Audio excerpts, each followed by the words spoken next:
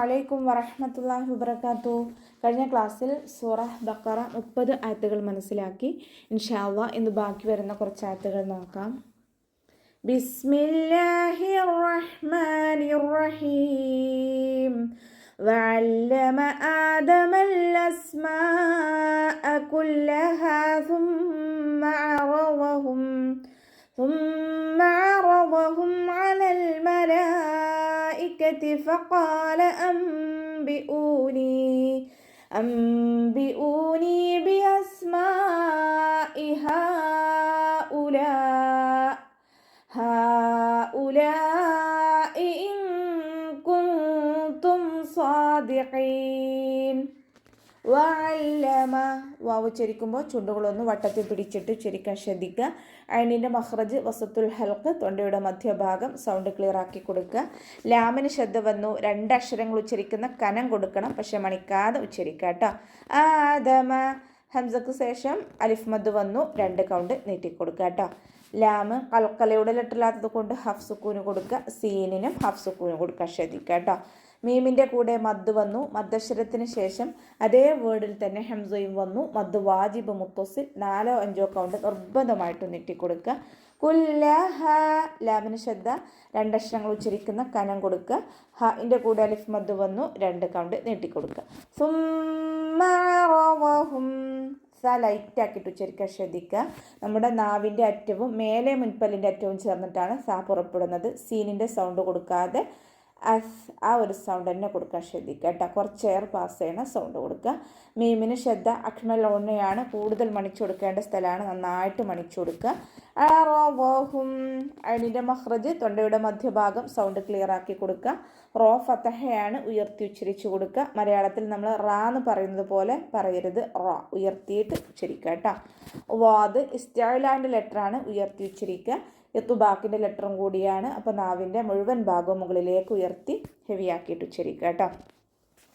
അലൽ മലായിക അയിനിൻ്റെ മഖ്റജ് തൊണ്ടയുടെ മധ്യഭാഗം, sound clear ആക്കി കൊടുക്കുക.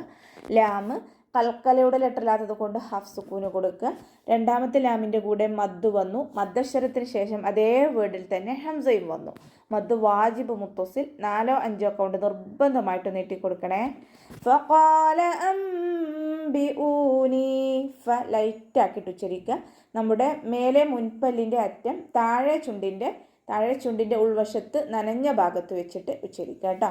ഖാഫ് ഇസ്തിഅലാൻ്റെ ലെറ്ററാണ്, തഫ്ഹീം ചെയ്യുക. അംബിഊനി നൂൻ സാക്കിനക്ക് ശേഷം ഇഖ്ലാബിൻ്റെ അക്ഷരമായിട്ടുള്ള ബ വന്നു. നൂൻ സാക്കിനിയെ മീമാക്കി മാറ്റിമറിച്ച് ഉണ്ണയോട് കൂടി ഓതി കൊടുക്കുക, മണിച്ചിട്ട് ഓതി കൊടുക്കുക.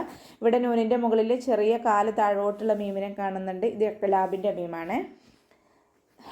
ഹംസയുടെ കൂടെ വൗമദ് വന്നു, 2 കൗണ്ട് നീട്ടിക്കൊടുക്കുക. നൂനിൻ്റെ കൂടെ യാമദ് വന്നു, അവിടെയും നമ്മൾ 2 കൗണ്ട് നീട്ടിക്കൊടുക്കാൻ ശ്രദ്ധിക്കണേ.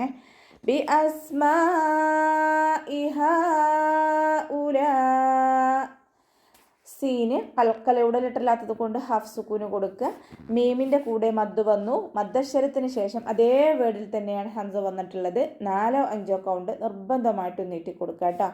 ഹഉലാ ഇവിടെ മദ്ദക്ഷരവും ഹംസയും ഒരേ വേർഡിലാണ് വന്നത് നമുക്ക് തോന്നുമെങ്കിലും 2 വേർഡുകളായിട്ടാണ് പരിഗണിക്കുന്നത്. ഹ എന്നുള്ളത് ഒരു വേർഡും ഉലാഇ എന്നുള്ളത് മറ്റൊരു വേർഡും. അപ്പോൾ ഇവിടെ വരുന്ന മദ് ജായിസ് മുൻഫസിലാണ്, 2-4 കൗണ്ട് നീട്ടിക്കൊടുക്കുക. 2ാമത്തെ മദ് വാജിബ് മുത്തസിലാണ്, കാരണം ലാമിൻ്റെ കൂടെ മദ് വന്നു, ലാമിൻ്റെ അതേ വേർഡിൽ തന്നെയാണ് ഹംസയും വന്നത്. അപ്പോൾ നമ്മളവിടെ 4-5 കൗണ്ട് നിർബന്ധമായിട്ട് നീട്ടിക്കൊടുക്കുക കേട്ടോ. ഇൻകുന്തും നൂൻ സാക്കിനയ്ക്ക് ശേഷം ഇഖ്ഫായിൻ്റെ അക്ഷരമായിട്ടുള്ള കാഫ് വന്നു, നൂൻ സാക്കിനയെ മറച്ചു വെച്ച് മണിച്ചോതി കൊടുക്കുക. വീണ്ടും നൂൻ സാക്കിനയ്ക്ക് ശേഷം ഇഖ്ഫായിൻ്റെ അക്ഷരമായിട്ടുള്ള താ വന്നു, നൂൻ സാക്കിനയെ മറച്ചു വെച്ച് മണിച്ചോതി കൊടുക്കുക കേട്ടോ. സ്വാദിഖീൻ സ്വാദ് ഇസ്തിഅലാൻ്റെ ലെറ്ററാണ്, തഫ്ഹീം ചെയ്തിട്ട് ഉച്ചരിക്കുക. അലിഫ് സോയിറ കൂടെ വന്നിട്ടുണ്ട്, 2 കൗണ്ട് നീട്ടിക്കൊടുക്കുക കേട്ടോ. സ്വാദ് തുബാക്കിൻ്റെ ലെറ്ററും കൂടിയാണ്, അപ്പോൾ നാവിൻ്റെ മുഴുവൻ ഭാഗവും മുകളിലേക്ക് ഉയർത്തിയിട്ട് വേണം ഉച്ചരിക്കാൻ.